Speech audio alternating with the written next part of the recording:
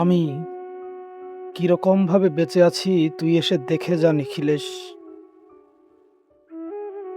এই কি মানুষ জন্ম, নাকি শেষ পুরোহিত কঙ্কালের পাশা খেলা। প্রতি সন্ধ্যাবেলা আমার বুকের মধ্যে হাওয়া ঘুরে ওঠে, হৃদয়কে অবহেলা করে রক্ত। আমি মানুষের পায়ের কাছে কুকুর হয়ে বসে থাকি, তার ভেতরের কুকুরটাকে দেখব বলে। আমি আক্রোশে হেসে উঠি না, আমি ছারপোকার পাশে ছারপোকা হয়ে হাঁটি,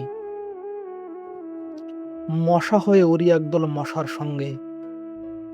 খাঁটি অন্ধকারে স্ত্রীলোকের খোপ মধ্যে ডুব দিয়ে দেখেছি দিয়াশলাই জেলে।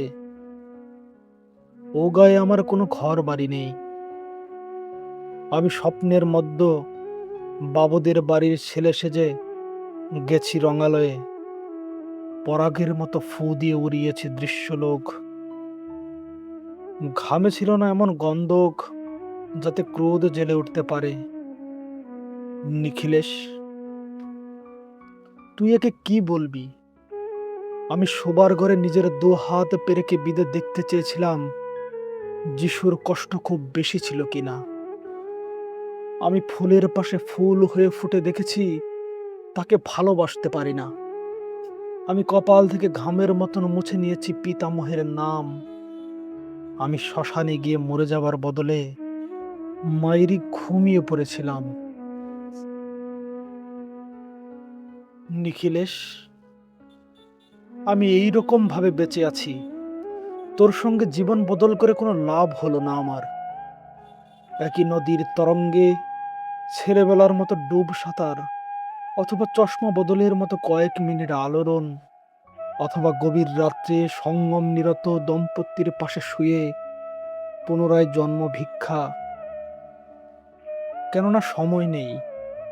আমার ঘরের দেয়ালের চুন ভাঙা দাগটিও বড় প্রিয়।